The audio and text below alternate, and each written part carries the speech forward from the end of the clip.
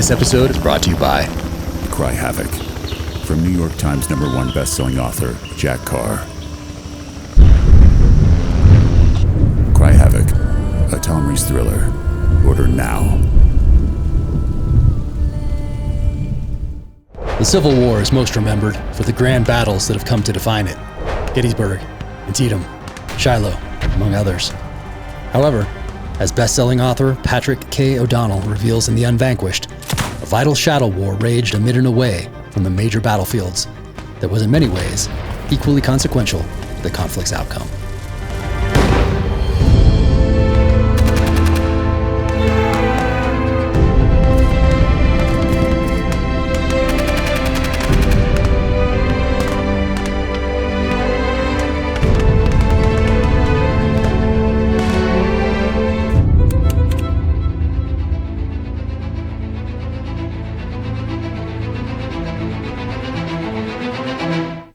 All right, let's kick it off. Well, I love the book cover behind you right there. And of course, we're here to talk today about The Unvanquished. Amazing. I also have, you can see it in these other cameras here. I don't know if you can see it right there, but have 4 seals right behind me on the shelf right there. Oh, wow. Yeah, I'd love to, one of these days, I'd love to talk to you about that or the Brenner assignment. That'd be really fun. Yeah, let's just kick this thing off and dive right in. But love the book. It reads like a Civil War travel guide. You should almost make an addendum, I think, to for people that want to travel, because you can certainly do it from reading this. Yeah, I mentioned that in one of the notes. You could just take those maps and you can go to all these places. And that's what's so cool is you can walk through history when so much of it is right here in plain sight. And most people don't even have any idea. Yeah, no, it's absolutely amazing. And also this picture on the front. You want to talk about where you found this cover? It's such a haunting visual. It is. That is it's a powerful story. It's one of the things it's one of my goals in my book is to get, that's Sergeant Frith, who's a member of the Blazers Independent Scouts. And, he's just known for being a guy that's full of life, but an awesome soldier. And near Lynchburg, Virginia, Covington, actually, Virginia, they're out, probing in front of the army, doing reconnaissance, and they encounter their fellow Confederate scouts. And there's a member that shouldn't be with Blazer Scouts. It's a member of General Cook's staff, and he doesn't really know how to handle his pistol. I mean, these guys are, they're carrying these weapons right here. This is a Navy Colt. The Navies and Armies. He misfires his Colt, and a ball lodges in Sergeant Frith's abdomen, and he is mortally wounded.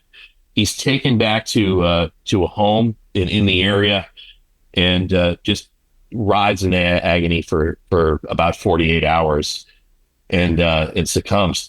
And we do not know where Sergeant Frith is buried. And one of my goals is to find his grave and bring it back to it was his relative that furnished the picture to me, and we're hoping to bring closure to the family. And I found an amazing article in the Milan, Ohio newspaper that was written in the summer of 1864. And he talks about his father addresses his men and says that Sergeant Frith taught you how to live, but also how to die in dignity. It's just powerful. Yeah, Doug. Let's get to this. Let's get to The Unvanquished, because this is the one today. But it's interesting you started with Wild Bill Donovan. I want to ask you about that, but also what really struck me about this one is that you write about the Civil War as an insurgency, and you don't really see that too often in books that focus on the Civil War. So I want to talk to you a little bit about that. And it also covers the essentially origins of manhunting and special operations, which we'd see, of course, with Manuel Noriega in Panama. We'd see it there. We'd see it in Mogadishu. We'd see it, of course, throughout the whole global war on terror after 9/11. But some of those origins really start back here in the Civil War, official manhunting. So I want to talk to you a little bit about that. But what was your path to becoming an author and a historian? How did you get here to this place? That's a great question. For me, this is something I've been into since I was about 4. I remember picking up a World War I book at the library that was huge, just pictorial history. And I was engrossed. I was taking my parents to battlefields, Civil War battlefields and Rev War battlefields when I was 6 and 7. My dad would be like, yeah, it's seen one battlefield, you've seen them all. I'm like, no, we gotta go to Cold Harbor. It is just one after another. It was going to, historic homes. I was absolutely obsessed with it. And it's been a lifelong passion. It's always been military history. And after college, I started to interview World War II veterans from the elite units. That began with the 82nd Airborne, 101st. Then I did like the 509, 517, 1st Special Service Force, all the Rangers. Literally, I had some of my best friends were some of the greatest heroes of D-Day in World War II. It was just over a span of 35 years. I've interviewed thousands of veterans, and I created a website called thedropzone.org, which was the first oral history website for World War II veterans. And they said, hey, why don't you write a book? One thing led to another. I was the youngest historian with Simon & Schuster. I was 29. I wrote Beyond Valor, which was a best-selling book on the Rangers and the Airborne, 1st Special Service Force. And it was their oral histories. And then it's been sort of one thing after another. I've all the books that I've written have found me in one way or another. It's not been forced. Things like the book behind me, The Unvanquished. I was driving around the area, the local area, and I found a roadside sign that said the Grapewood Farm Engagement. And I always stop for these signs. I whatever they are, historical signs. Well, what is that? And it turns out it was an engagement where John Singleton Mosby and his Rangers, it was the first time that they ambushed a train with a mountain howitzer. And then they brought the howitzer as they were on the run from literally thousands of Union cavalry to the Grapewood Farm, and they set it up there. And it was kind of a kill zone, a natural kill zone. And they killed many of the cavalry, but they were overrun eventually. And Mosby almost was killed, and many of his men were killed. And there was a foreign volunteer there. I found his grave, and I just was like, wow, this is an amazing story, but I don't think I'm ever going to be able to write it considering the climate. It's on, a Confederate, John Singleton Mosby, but I mean, arguably, he's one of the pioneers of modern irregular warfare. And then I found another sign, which was the hanging site, the last moments for a Jessie Scout, Jack Sterry. And Jack Sterry is really an amazing figure. He's wearing a Confederate uniform, but he's a Union Scout. And he recently killed, this is right before the Second Battle of Manassas, and he recently killed a Confederate cavalryman. He had his papers, and he was trying to direct General Hood's entire corps down the wrong road to Middleburg. And he spent 45 minutes, conveying that he had just received orders from General Lee that Hood needed to go down this way to reinforce him in Middleburg. And Hood became suspicious. I mean, there's one thing after another. He had an answer for everything, but then it started to run out.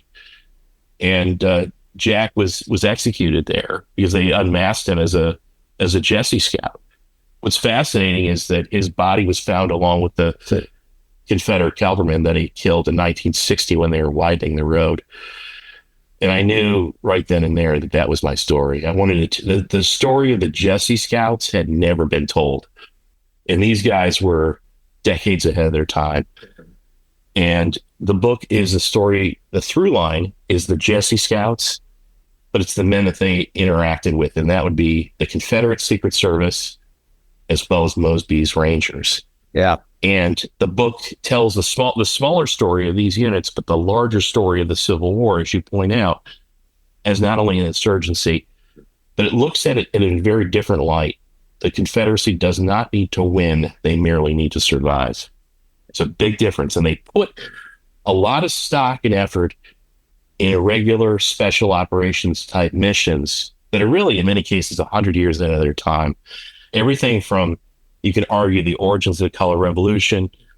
They're using, press operations to sway the IO war there with, this is the forever war. Yeah. And their political influence operations are really amazing as well. With all my books, I start with a theme, with a premise, and for The Devil's Hand, it was really about what the enemy has learned by watching us at that time on the field of battle for about 20 years. So I'm starting to write this in early 2020. COVID-19 hits. Enemy is certainly learning something from our response to COVID. Then we hit a summer of civil unrest. Enemy, once again, is looking at that. They're drawing lessons. And then moving a very contentious election cycle. Enemy's learning from that as well. So all of those very current events got woven into the novel. In The Devil's Hand, Reese is carrying the SIG P365 XL. In this chapter, Reese is meeting with the Secret Service in advance of meeting the president. Sorry, I have to ask, are you armed? Pistol and blade, Reese said. I'll have to ask you to transfer them to your bag and leave it with us. You'll be meeting the president alone. Normally being disarmed made Reese extremely nervous, but this was anything but a normal situation. Of course, Reese responded, removing his holster and weapon from the appendix carry position. He wanted to ask additional questions, but held his tongue. Is that the XL? Sharp asked, admiring Reese's choice of weapon. Yeah, I've been running it for a few months with the red dot, and I have to say, I'm a fan. I've had my eye on one, but the missus thinks I have too many already. I've refrained from telling her she has a closet full of shoes that cost more and all look the same. Wise man, Reese acknowledged, as he unclipped the M-Tac Northman blade from his pocket. And this is the SIG P365 XL. This is the one that came out around the time that I was writing the book, right there, with a red dot optic. And I haven't put enough time on the red dot optic myself to have one of these be my daily carry. I still like the old irons just because I have so much time on the irons. But as I was writing this book, my intent was to put a little more time on the range with the red dot. That hasn't happened yet because I continue to write books. If I was to write this again, would he still carry the XL? There's so many more options out there now than there were when I wrote this. And you can go to the SIG custom shop, build your own, or you can just pick any 365 that you want. So the XL is an option. This is the one that I carry pretty much every day right here. And this is just the regular P365. There it is, right there. Super compact. Absolutely love this pistol.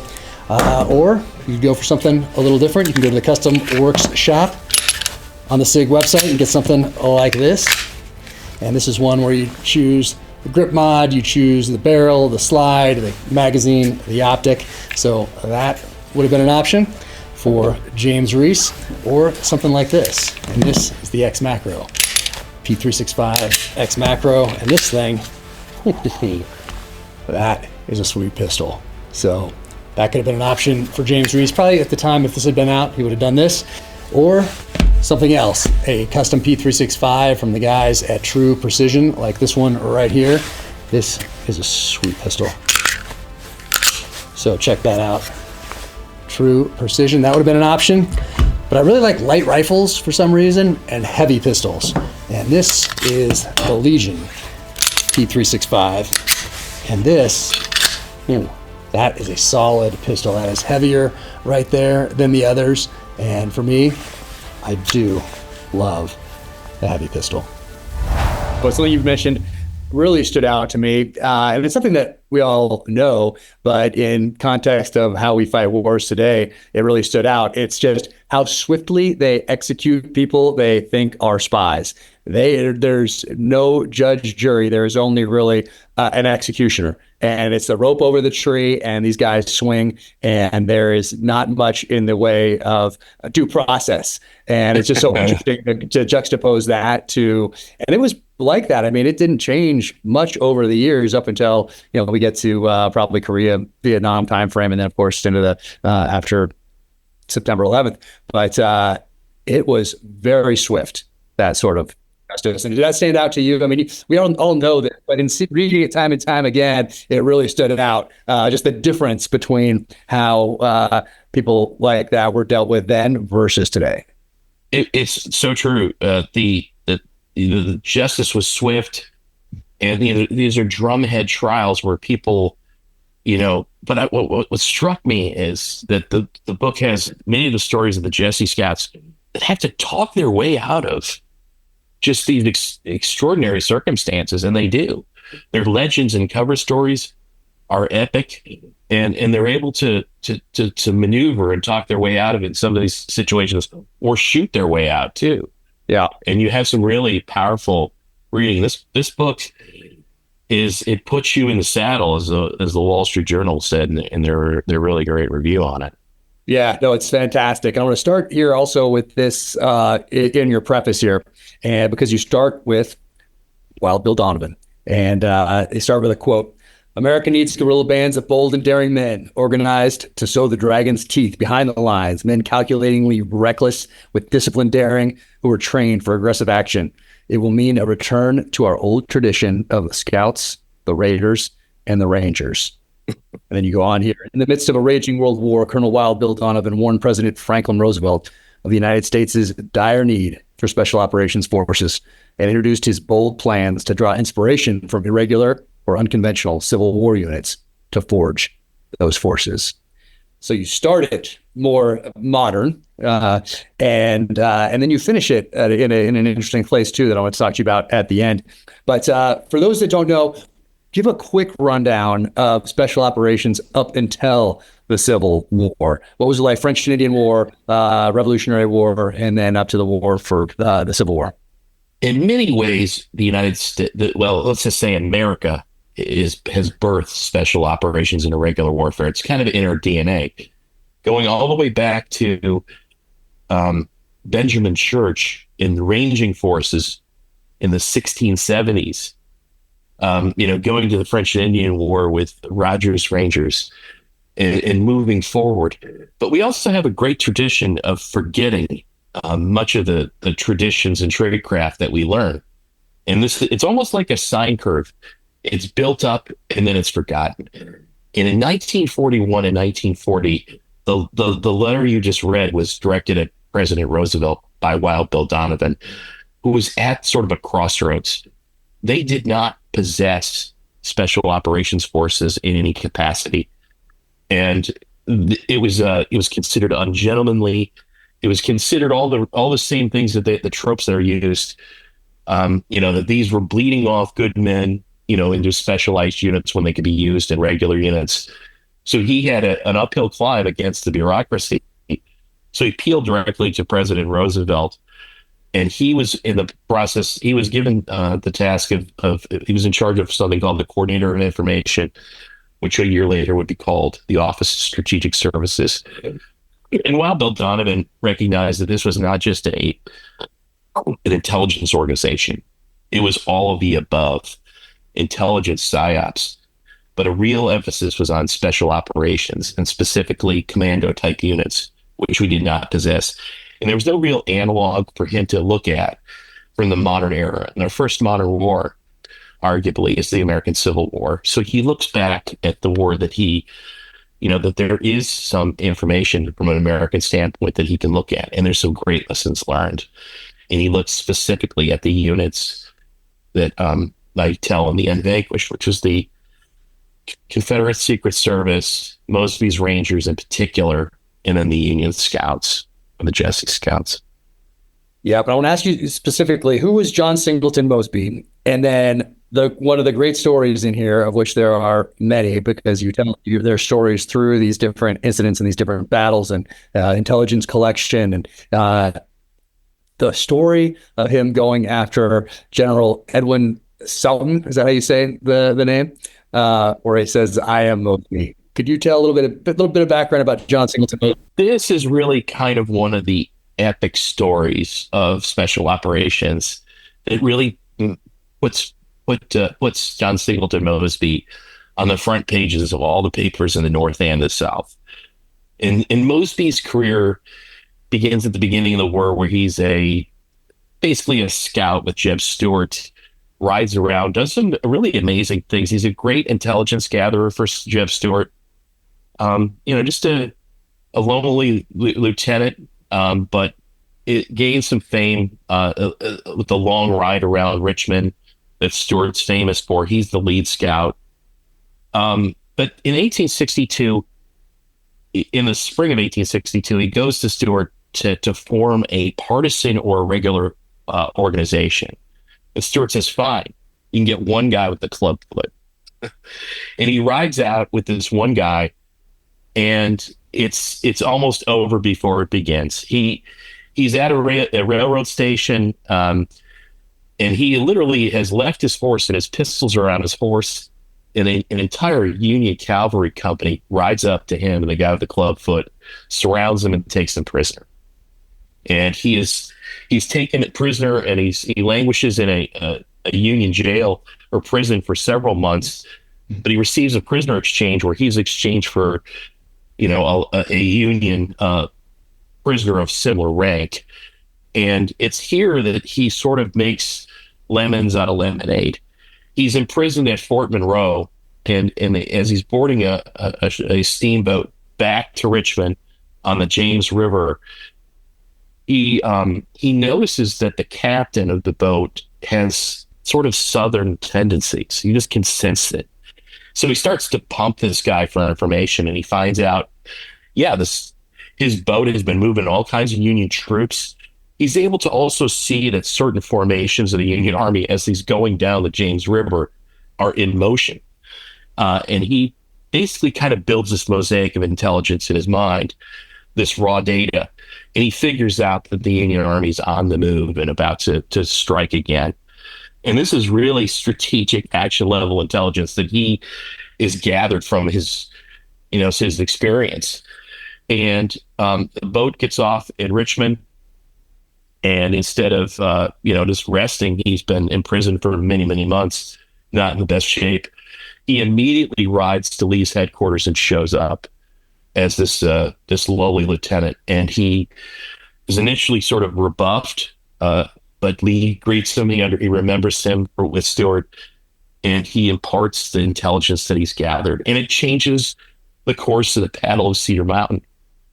And from there, Mosby is given another opportunity to form a partisan group.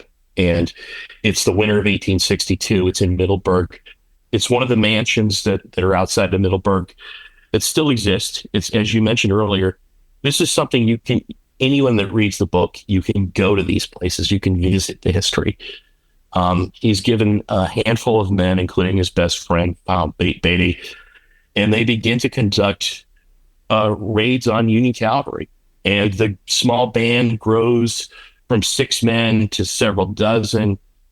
And, a key break comes in when a guy from the 5th New York Cavalry, a deserter, comes in unarmed and wants to join the Rangers. And they're sort of initially like, oh, we're not so sure, but Mosby trusts the guy.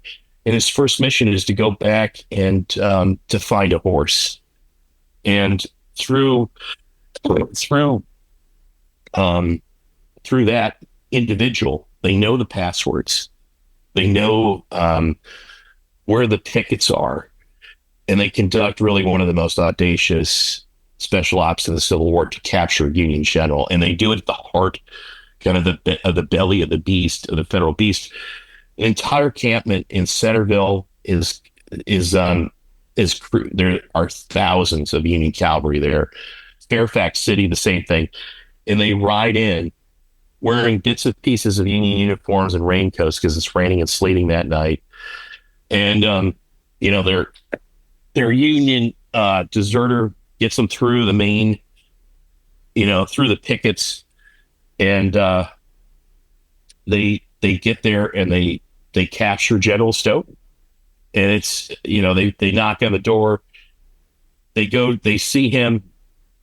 He's actually still in bed sleeping, and Mosby wakes him up and says, "Do you know who John Singleton Mosby is?" And the Union general just kind of looks up and goes, "Yeah, you captured him." "No, it's he has captured you." And they ride off, and they ride through thousands of pickets again. He scrolls on the side of the wall with a piece of charcoal, "I am Mosby." So great. Just a little psychological little terror there, and they ride off like wraiths and into the middle of the night, and they with their prisoners, and they just captured a Union general. It's an epic ride, and he gains a lot of fame and prestige from that. Introducing the BCM Stock Mod 3 and Marksman Risers. Built from years of real-world experience, the BCM Mod 3 stock is the next evolution in M4 accessories. Minimalist, snag-free, and just 6.4 ounces with double-walled H-beam construction for unmatched durability. Paired with the Mark III Marksman Risers in 0.5 and 0.8 inches. The Mod 3 offers total customization with 6 mounting positions and forward or reverse orientation. It delivers a consistent cheek weld for passive night vision or CQB. For high-ready weapons manipulation, it features a removable diamond textured butt pad, non-slip grip panels, and a quick adjust design with integrated sling attachment points.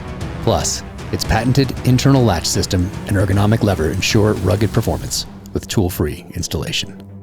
Proudly made in the USA, the BCM Mod 3 stock, built to outlast and outperform. Get yours now at BravoCompanyUSA.com.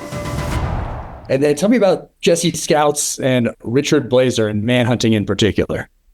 These are guys that are, these are arguably the first U.S. Army counterinsurgency forces. And they are called Blazers Independent Scouts, and they are a subset of Jessie Scouts. Jessie Scout, let me sort of backtrack a little bit about that. It's named after Jessie Fremont, John C. Fremont's wife. Fremont was known as the Pathfinder. He was also the first Republican presidential candidate in the 1850s. But as the Pathfinder and explorer, he would employ scouts to get into California and through hostile Native Americans. At the beginning of the war, he had command of the Missouri territories, and that was a bitter series of neighbor against neighbor.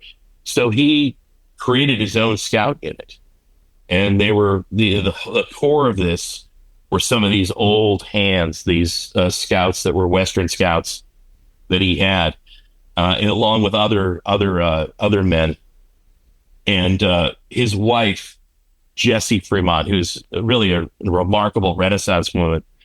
One of the famous quotes in the book is, "She was a better man than her husband in many ways, because she's this extraordinary woman." And they admired her. And it's thought that she was the first to suggest that they should wear the enemy's uniform, wear Confederate butternut to blend in. And they named the unit in her honor. A little bit of a fast forward here. That unit has a really an interesting background. Their first commander was a guy by the name of John Carpenter. Carpenter is, he has developed some great tradecraft to infiltrate Fort Donelson. Comes back with, sort of the layout of the Confederate scenes. He even exfiltrates wearing a women's clothing.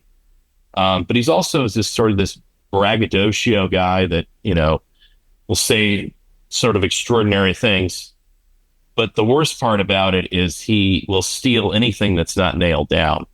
And the Jessie Scouts kind of get this reputation of, they're just not soldierly.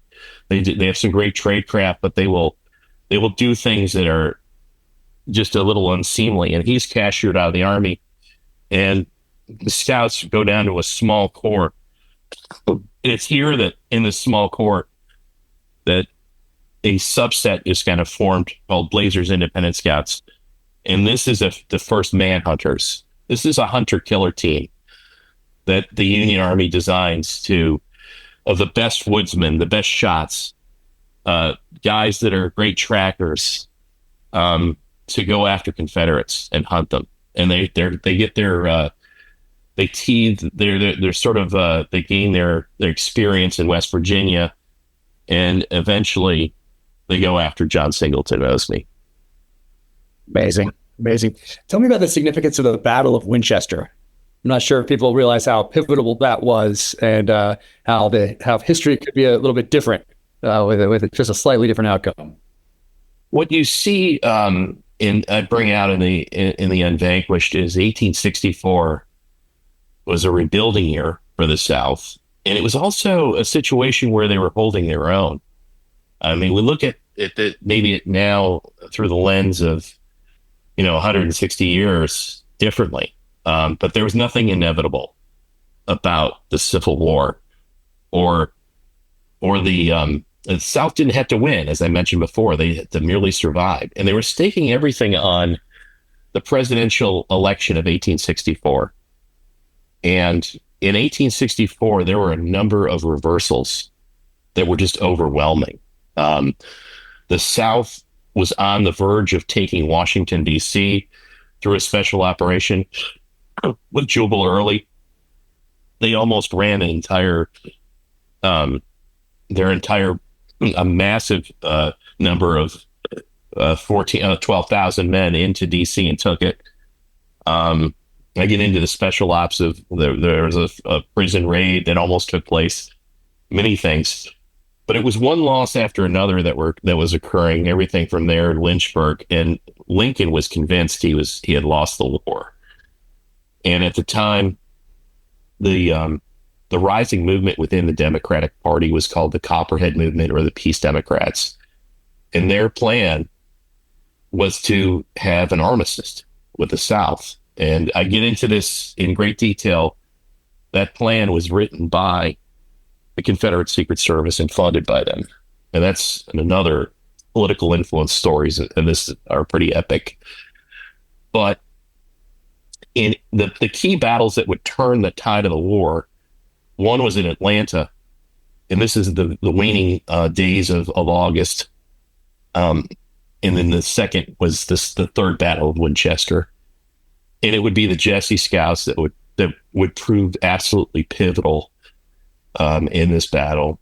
And the story involves Jubal Early, who I mentioned earlier, had almost taken Washington, D.C., and he had a large army parked inside of Winchester, and they controlled the Shenandoah Valley, the back door to Washington, D.C.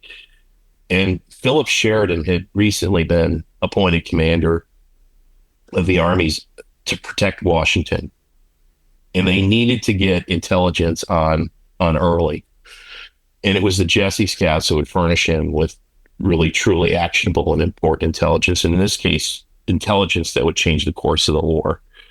And it came from an unlikely source, an enslaved individual by the name of Thomas Laws. And the Jessie Scouts had they were always kind of on the move. They were always kind of interacting with people, and they interacted with Laws as potentially an informant that they could rely upon. So the first thing that they did is Sheridan wanted to know how reliable Laws was. So they went into his cabin, which was in Winchester, near Winchester, I should say, and they brought him back behind the lines, back to Union lines, to meet General Sheridan. And he felt this guy out, felt that he was reliable. And then that they also found out that another informant was a woman by the name of Rebecca Wright, who was a school teacher. And she lived in a divided family within Winchester. Her brothers were all fighting for the war on the Confederate side. Her mother was kind of in between. Her sister was an ardent Confederate, and she was a Unionist. And Sheridan, through Thomas Laws, asked her if she could, through the Jessie Scouts, if she could furnish, if she had any intelligence at all that might be valuable. And they provide, key information that Jubal Early moves an entire brigade back to Petersburg. And the Jessie Scouts have to deliver a message with tinfoil that they put in their mouth and with chewing tobacco, and then they deliver it to Laws, and then Laws gives it to Rebecca Wright, and then she furnishes a message back to them that Early is moving a brigade back to Petersburg. And this is the intelligence that Sheridan's been waiting for, and he pounces, and they attack at Winchester. Initially, it doesn't go well, but information from the Scouts on where the weaknesses are in the Confederate line are proved invaluable, and they prevail at the Third Battle of Winchester, which is one of the keys to changing the trajectory of the election of 1864 and Lincoln's reelection. Yeah, tell me about the Confederate Secret Service, and also how you came about researching the Confederate Secret Service, because at the end of the war, most of those files were burned. So take us through that. Sure. I was initially not going to even cover the Confederate Secret Service per se. But what happened was Richard Blazer, in charge of Blazer's Independent Scouts, is captured by one of the key members of Mosby's Rangers, Lewis Powell, who's also a conspirator with John Wilkes Booth and a member of the Confederate Secret Service. So this intersection between the two groups made it inevitable that I had to cover the Confederate Secret Service. And it turns out when they took Blazer back to Richmond, it's where he meets with his Confederate Secret Service handlers to first kidnap the President of the United States. And then it eventually will lead to assassination. As I lay out all of the evidence to let the reader decide on it, but it's fairly compelling. But the Confederate Secret Service is really one of the most interesting aspects of the book. It's made up of men and women that are under, tremendous pressure to somehow alter the trajectory of the war. They don't have to win, but they just have to survive. And they kind of go down two tracks. One is sort of the white political information warfare, where they generate information about the forever war, and they use political influence and press operations to change hearts and minds. And the other stuff is covert black ops. Everything from burning cities like New York to assassination. And within the Confederate Secret Service, there are several smaller departments, and these guys are kind of obsessed with gadgets. It's really fascinating. I mean, they're into time bombs. There's a bureau called the Torpedo Bureau, which specializes in landmines, time bombs. The mine that was used at the tip of the spear of the Hunley submarine, for instance, was developed by these guys. Then there's a kind of a political warfare specialized unit, a signal corps unit, which allows communication is a priceless commodity. Not everything is done by telegraph. A lot of it has to be done by courier lines, and these guys, the Signal Corps, sets that up. And they also have a number of fascinating characters within all these different departments.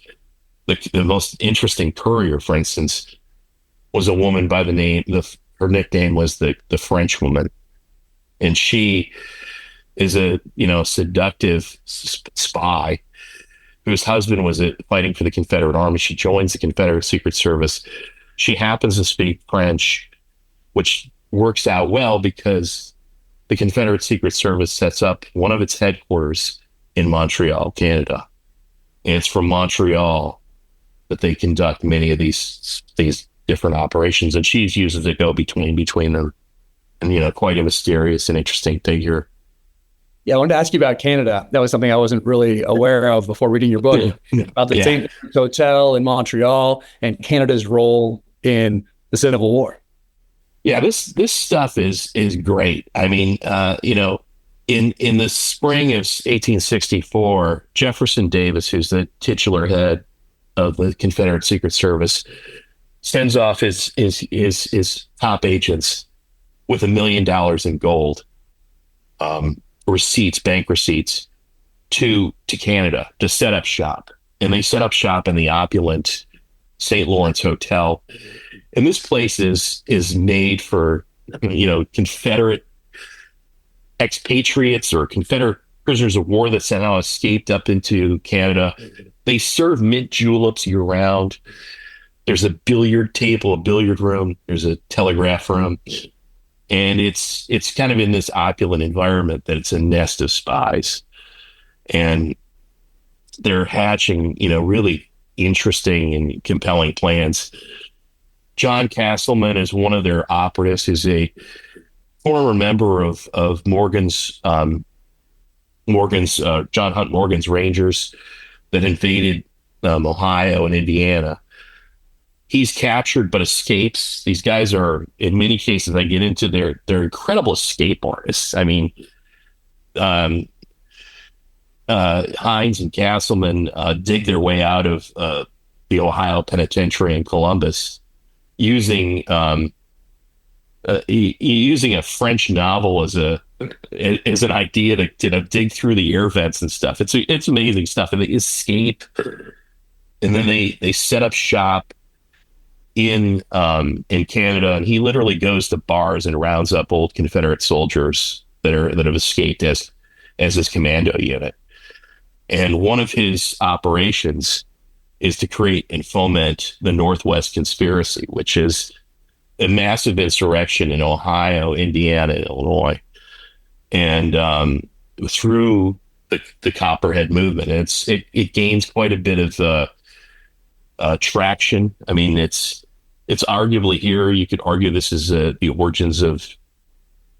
early origins of the color revolution, some of the stuff that these guys are trying to pioneer.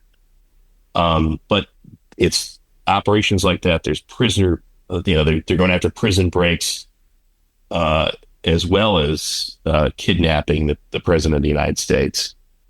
Yeah, I want to talk to you more about that, because that was fascinating. They were going to kidnap, kill other people as well as part of this conspiracy. But as you mentioned, the outcome of the war was not preordained, as a lot of people think it may have been today at the time. And you're right here. You say, while the South's fate in fighting a conventional war may have been doomed through today's lens of 160 years of hindsight, many Southern leaders in the spring of 1864 felt differently. The exhausted North, lacking significant progress after 3 years of war and deeply divided internally, could be made to seek political solution. Riots and protests of the war broiled in many northern cities, and up to 280,000 northern soldiers would desert from the Union Army during the course of the war.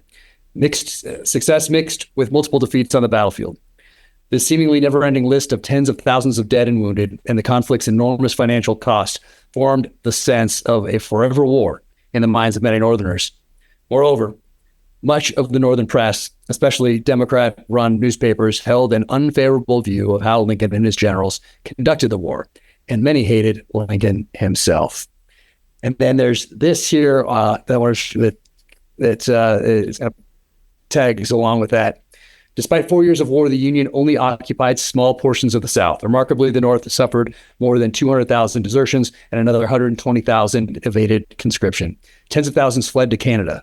The war was wildly unpopular.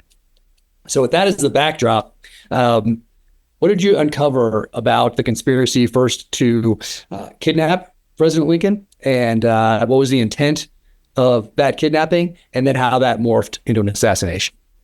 This is I mean, for one, whenever an insurgency has the support of the population, it is incredibly difficult to defeat it. And that's where we were in 1864 and 1865. They had the support of the Southern population. Many of its sons had gone off to war. Many of them had died. The support was still very much there. And what the trigger for the kidnapping is actually a Union, a decap mission that takes place on March 1st, 1864. It's called the Dahlgren-Kilpatrick raid. And Ulrich Dahlgren, whose father invents the Dahlgren gun, is a cavalry colonel that's given there's two forces in the raid. One is a decoy force under Kilpatrick, and the other end still Dahlgren's force. And he's coming in from the western side of Richmond to basically go into Richmond, burn it to the ground, free Union prisoners, and kill the entire Confederate cabinet, including Jefferson Davis. And the operation does not go well. He's captured. He actually has a wooden leg, and in the wooden leg are the orders from Secretary Stanton to kill Davis. And this causes a sensation. This is you think of the Gentlemanly War. This is now, you're raising the black flag, so to speak. And it causes a sensation. in North and South. Union just tries to deny the claim. It's been proven that it was actually legitimate orders later on in history. But what it does is it triggers an in-kind operation to give the North a taste of its own medicine, so to speak. And they begin to go after the architect of the war, President Abraham Lincoln. And it begins as a kidnapping operation. It's not, what we said, when I first learned about this, I always thought, Booth was just some random, this famous actor or whatever that goes to a bar. He enlists, he's charismatic. He's got, these followers that just do anything he says. No. What you see is an incredibly organized and sophisticated operation that's well financed by the Confederate Secret Service. And that, that agency is headed by Jefferson Davis and Judah Benjamin, the Secretary of State for the Confederacy. And it's an elaborate process. We begin with Booth going up to Montreal. There's logs of him, checking into the St. Lawrence Hotel. He still exists. Numerous witnesses see him interacting with the top operatives up there. One of the most interesting characters in the Confederate Secret Service is a guy by the name of George Sanders. And he's this consummate political operative that's sort of a large guy, always smoking his cigar, but he's always surrounded by beautiful women, and he's always manipulating, and they call him the chief wire puller. But he espouses something called the theory of the dagger, which is tyrannicide. And he spent several years in Europe with the advocates for this thing, and he meets with Booth along with others, and they begin to formulate a plan. How did that switch from the kidnapping to the assassination? Where did that go awry? This is where we don't know all the details on that, but we suspect that the French woman plays a role in it, is the courier to deliver the message. But one of the things that I bring out in the book is that there was a week before Booth kills the president, John Singleton Mosby's, the last company that he forms, their final mission is to deliver a member of the Confederate Secret Service of the torpedo works to the White House to blow it up. And I furnish all the documentation on this, and that operation fails. They're overrun by members of the 8th Illinois Cavalry near Burke Station. And, but the documents are there, how this member of the torpedo works is actually captured. It's not until after the war that we learn this, but it's still there. And that, I think, is the trigger that changes from the actual kidnapping to an assassination. And there's also a buried affidavit, or I should say a deposition, a confession by one of the kidnappers / conspirators, George Azeroth, that was found in his lawyer's papers years after the war, where he talks about them plans to blow up the White House and the plans to kill the president later. But it's a lot of little breadcrumbs. It's very hard to definitively prove it, probably never will, but I lay out just the evidence and from there. But it's one aspect of the Unvanquished. This is its own world in many ways. It's an irregular warfare world of Union Scouts, Mosby's Rangers, and their greatest missions, and this Confederate Secret Service, which is in many ways right after the war, their records are burned. They deliberately do that so that it's very difficult you have to piece together a lot of information to build a little bit of a mosaic to come up with, but some of their operations. You find that John Wilkes Booth has been painted as kind of the lone gunman. Yeah, exactly. The broad brushstrokes. If you're to ask someone, I think most people, even though you don't have to dig too deep to find out that there are more than one person involved, which by definition constitutes a conspiracy. But it seems like just broad brushstrokes, he is labeled kind of a lone gunman, a lone assassin. Why do you think that is? A number of things. I bring this out in the book. The Union only has a few months to prosecute the conspirators. They have to build a case within months. It's a military tribunal, and it's difficult. I mean, can you imagine the amount of material data that they have to do to prepare for a case? They somehow do it, but instead of trying to prove that there was a kidnapping, which is pretty provable, with a link to the Confederate Secret Service and a link with Jefferson Davis, they tried to prove the killing, and they provide a lot of persuasive evidence. I mean, for instance, John Wilkes Booth is carrying within him a cipher that is a cipher that only the Confederate Secret Service is using, with a code word of "come retribution," which was the code word that they used to decipher all their communications. There's John Surratt, who's one of the great spies of the Confederate Secret Service, is also a member of this band of conspirators. He escapes.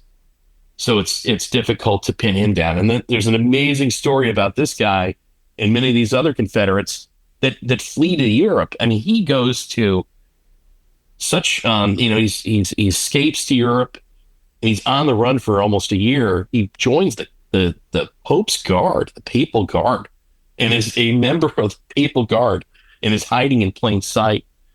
He intercepts mail that one of his relatives is on his way to try to find him to get the $50,000 of reward money, then goes on the run. He's on his way to Egypt when he's apprehended. I mean, there's many, many layers. Bottom line is, the Confederate Secret Service's last operation was to coach two witnesses to perjure themselves, to blow up the government's case, which they do successfully. And the entire thing goes sky high, and the Confederate Secret Service gets off on technicalities, essentially. Yeah, it's wild. All these different people pop up throughout the course of the book as well. It's really interesting to see Herman Melville make of course, the author of Moby Dick, make an appearance in here. But then there's a few other ones as well. This guy, Baron Robert von Massow. Did you know about him beforehand, or is he somebody that you found about in your research? He came about later on, but when I first discovered the Great Wood Farm engagement, there was a foreign volunteer who fought in the Crimean War with the British that was mortally wounded at the Great Wood Farm, and I went to the home that he was trying to recover from his wounds, and I found his grave. So I found the story of these foreign volunteers was really a fascinating aspect of the whole book. Yeah, that part was wild. I had not read about that before. And I want to talk to you a little bit about the end of the war.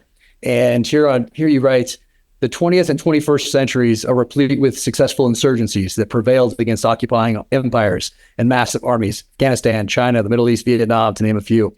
Some conflict shifted from irregular to conventional war. Ultimately, many insurgencies wore down their occupier. A guerrilla war in the South could have been one of the bloodiest in history and taken years to resolve.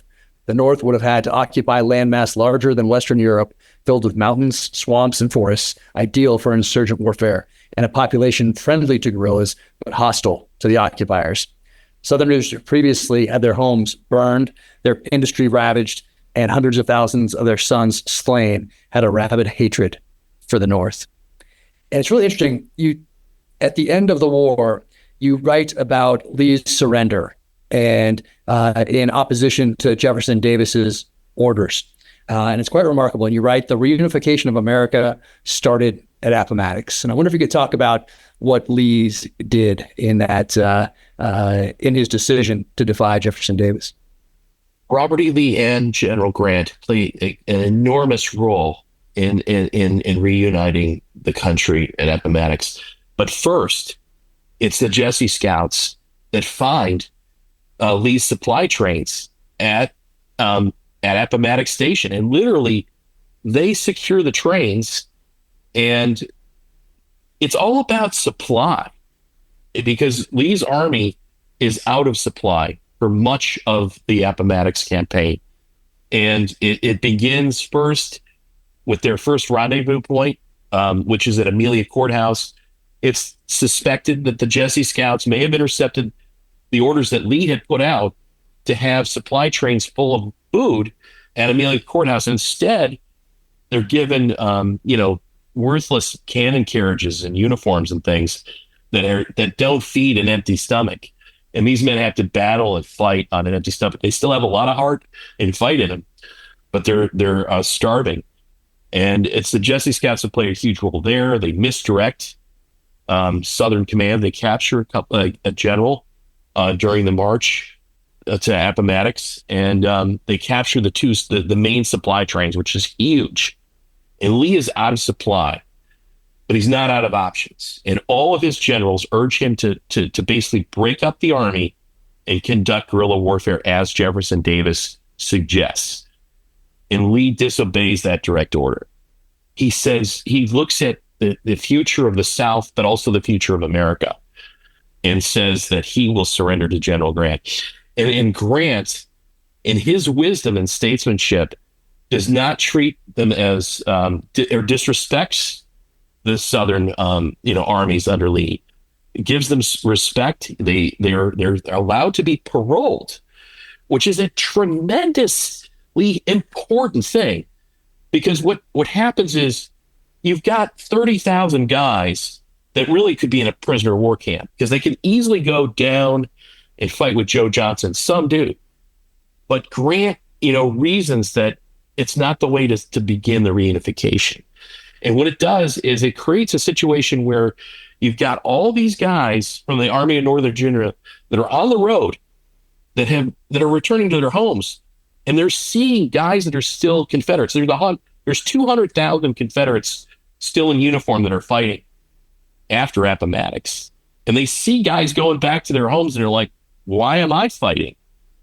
And they're treated honorably. There's they stack arms, and it's one of the heroes of Little Round Top, Joshua Lawrence Chamberlain, that salutes General Brown, who's one of the great Confederate generals that is leading the parade. It's honor, as he says, it's honor meeting honor, and that changes the trajectory. All the other armies in the field want to have those honorable terms, and they get them.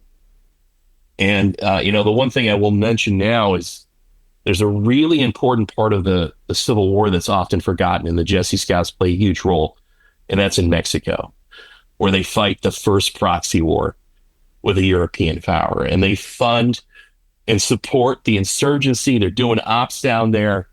I mean, this is stuff that's way ahead of its time. And the origins of mass communication can arguably be tied to the underwater cables that go across the Atlantic Ocean, which had been inactive, and they come back online in 1866. And the French, I mean, this is most people don't realize the French had 50,000 troops in Mexico that they had occupied and installed Maximilian. So they were supporting the Confederates. Thousands of Confederates go down there after the war to support Maximilian, and they're still something we have to deal with. But they intercept the Jessie Scouts and Sheridan intercept the communication on the transatlantic cables, and they break the codes. I mean, it's amazing stuff. And with that information, they're able to change the course of that war. My favorite story is the last mission of the Jessie Scouts. Emperor Maximilian is this Austrian emperor that's installed by the French. And it's one of our guerrilla leaders that has now assumed control and power. They send one of the Jessie Scouts, a guy by the name of White, on a solo mission to convince them not to execute Maximilian. Unbelievable stuff. Yeah, I wasn't aware of the undersea cables, and they came about in like the 1850s. Is that right? It went offline. Yeah, and then there's a number of storms and stuff that knock them offline, and then they come back on in 1866, and I mean this is where all of the fiber optics of today run through those cables. They're enormously important.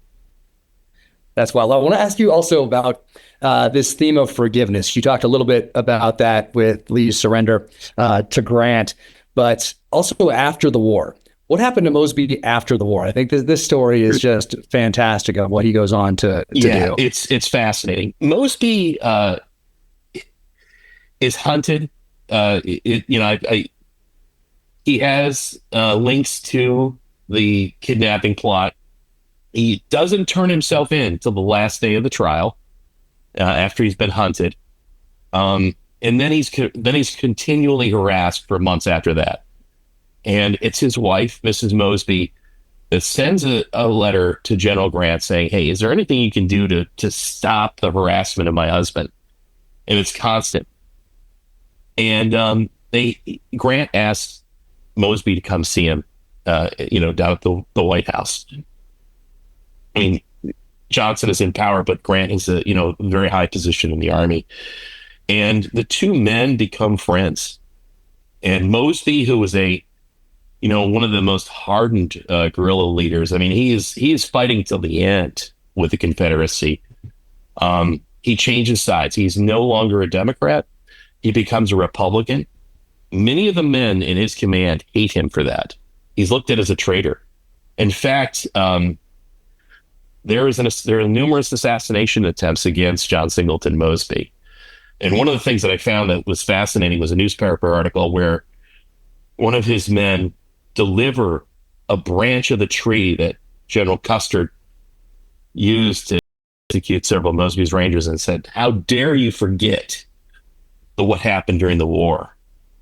And Mosby wisely puts it in the newspaper because he wants to get ahead of the story just in case Charlie Deere decides to assassinate him. And what happens is, as he's going to a train at Warrenton Station, that depot still exists, he was shot at by somebody. We don't know who, but it was just one of several assassination attempts. Other men still revered him, obviously because of his incredible leadership, but he becomes Grant's campaign manager after the war. Somebody asked him, "What's it like to be there?" Grant's campaign manager in Virginia, and his famous line is, "Hell is being a Republican in Virginia." He becomes his campaign manager. He becomes a member of the Department of Justice. He becomes an ambassador to Hong Kong, where he doesn't permit human trafficking of women. He hates corruption. He goes after it. Just some really incredible things. And then he also meets a young George Patton in California. And, it's surmised or believed that maybe some maneuver warfare comes from John Singleton Mosby. I mean, amazing. I don't know what kind of conversations those two had or what was passed along. Exactly. One can only guess. Just incredible. Let's jump ahead. Your upcoming Brenner assignment trip. What's going on with that?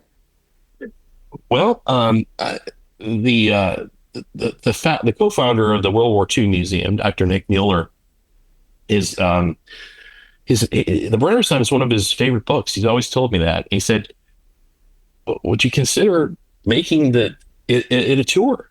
And I was excited. I was absolutely, and we plan on doing a trip in the summer, and there will be a tour and this is some of the most incredible terrain in the world, the Dolomite Mountains in the Alps in southern Austria, where the German operational group that was under Howard Chappell, these guys spoke German, and many of them were Jewish refugees. This is the true story of the original Inglourious Bastards. They go back for vengeance and also to cut off the supply lines, and it's the story of these men. It's an epic story, one of the great World War II stories behind the lines. that, I'm just excited to be able to sort of walk in the steps again of these individuals and go visit the safe houses, the different castles where the SS were located. There's gorges where there's amazing, ambushes. Several of these men dress in German uniforms. They parachute on the side of a glacier, dressed as Alpine Corps guys, Alpine Corps troops. Amazing stuff. Where can people find out more information about that trip? The World War II Museum on their travel site. That'll be up soon. And then my own website, patrickkodonnell.com, or at Combat Historian on X. Nice. And what's next? So you have 13 books. Those stories always have found you, like you said. Is something else found you, or do you have things you want to look into? Yeah, I'm excited. One of my favorite periods of time is the American Revolution, and I've recently been awarded a fellowship to Mount Vernon, and I'm completing my 14th book, which is almost done, on an irregular elite unit within the Continental Army. Oh, amazing. Well, I cannot wait for that one. And the Unvanquished right here. I hope everybody adds this to their library, because it really is a unique take on the Civil War, like we talked about. Looks at it through the lens of an insurgency, which I haven't really seen done like this anywhere else. So really appreciate you writing this and all the other books that you have written as well. And man, really fired up for the Perimeter assignment trip this summer. That's going to be fantastic.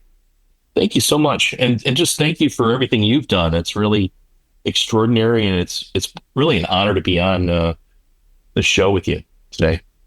Thank you. Oh, no, appreciate you taking the time. It's all about trying to encourage readers, building libraries, supporting independent bookstores, getting the word out about different interesting books, and hopefully people follow throughout the whole year and read at least 12 books this year, and also add them to their libraries. There's something about being surrounded by books that's just good for the soul. So absolutely. Hey, before I let you go, the Spencer repeating rifle. Can you talk about that, its influence on the Civil War, and Lincoln test firing it, and where he test fired it? I just happen to have one that's in the book right here with me. Wow, I love it. I love that you have all the things that you write about. Fantastic. This is I believe in. I collect items that are personalized to men that are in my books, and this is carried by a member of the 5th New York Cavalry, who's in the book. Hunted Mosby. It's actually his name's Richards is carved in the stock with 5th New York Cavalry. The Spencer carbine and Spencer rifle is kind of the machine gun of its time, if you will, because you could basically, as fast as you could pull this trigger and fire as fast as you could fire, and that was novel for the time when you have muzzle loading musket rifles that could fire 3 to 4 rounds if you're really skilled, maybe a little bit more in battle. But this thing is you're looking at 15, 20 rounds, and it's got a tube magazine. Spencer's story is fascinating. The Union Ordnance Department ignores him initially. He gains a private audience with the President of the United States, who has sort of a knack for gadgets, and they take the weapon out to where they're building the partially completed Washington Monument, and they set up targets, and Lincoln scores a few bullseyes with the weapon, and they sign off on it, but they do not give these to en masse to the entire army. Because, one of the reasons being it would potentially swamp the entire Union supply system. They just don't have the capacity to arm everybody with it, or the ability to create the center fire cartridges en masse. The number of issues or bottlenecks, but had more men had these weapons, like the Jessie Scouts, it could have potentially altered the course of the war. Incredible. Well, thank you so much for being here. I sincerely appreciate it. Pleasure and an honor. Loved it. Oh, man. And I'm looking forward to the next one. Definitely. Yeah, love to come back on and talk about it. Sounds great. You take care. Thank you. You too. That was great. This episode is brought to you by Cry Havoc. From New York Times #1 bestselling author Jack Carr. Cry Havoc, a Tom Reese thriller. Order now. Watch a Cry Havoc teaser here, or watch another episode of the podcast here.